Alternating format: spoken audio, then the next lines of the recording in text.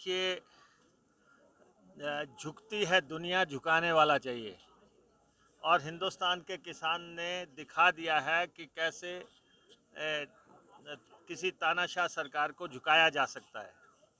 और आज किसान की जीत हुई है, लोकतंत्र की जीत हुई है और भारत की जीत हुई है।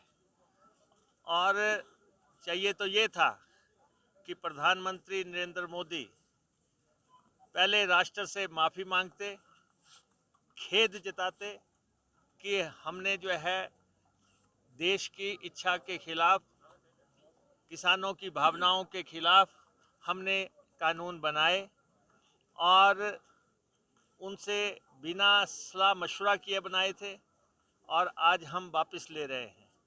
तो इसलिए पहले माफ़ी होनी चाहिए थी राष्ट्र से और उसके बाद जो है, क्योंकि इस आंदोलन में 700 किसान शहीद हुए हैं, उन किसानों को याद करते हुए राष्ट्र से माफ़ी मांगी जानी चाहिए थी।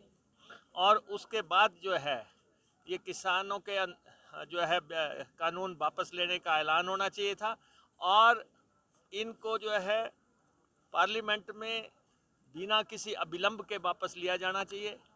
और ये नहीं है कि पार्लियामेंट के सेशन का इंतज़ार किया जाए, स्पेशल सेशन कन्वीन करके कानून वापस लिए जाने चाहिए।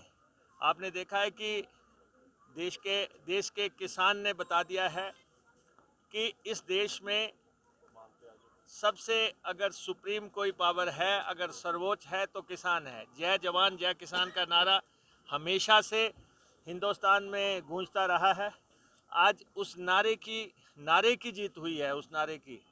और यहाँ पे भी हिमाचल प्रदेश में भी हिमाचल प्रदेश के मुख्यमंत्री जयराम ठाकुर, उनके कृषि मंत्री और अन्य मंत्री जो लगातार ये दलील दे रहे थे कि ये कानून किसानों के हित में है और किसी भी सूरत इसको वापस नहीं लिया जाएगा। मैं चाहता हूँ कि मुख्यमंत्री भी आज जहाँ भी हों, जिस स्थान पे भी हों, आज प्रदेश में जहाँ भी जनसभा करें, सबसे पहले किसानों से माफ़ी मांगें, हिमाचल प्रदेश के लोगों से माफ़ी मांगें और माफ़ी मांगने के बाद आगे की बात करें। मुकेश जी, देखिए, लोकतंत्र की खूबसूरती यही है कि यहाँ कोई भी जो है तानाशाह तरीके से नहीं चल सकता।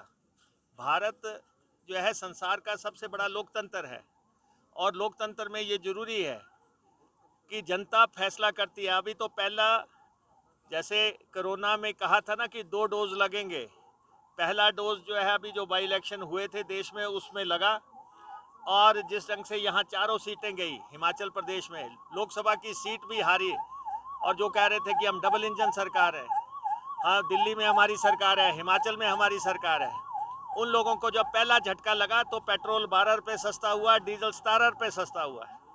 और उसके आगे के इम्प्लीकेशंस जब आगे के 5 राज्यों के इलेक्शन होने जा रहे हैं, यूपी में के एरियाज़ में जो है भाजपा के लोग प्रवेश नहीं कर पा रहे हैं, पंजाब में गलियों में जो है भाजपा के लोगों की एंट्री नहीं हो पा रही है।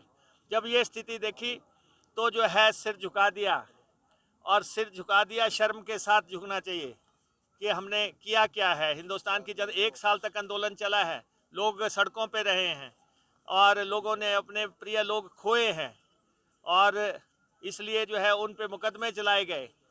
किस ढंग से सारा वातावरण किसानों के खिलाफ खड़ा किया गया। आज कहा जा रहा है कि किसानों के लिए हमने ये किया, फलां किया।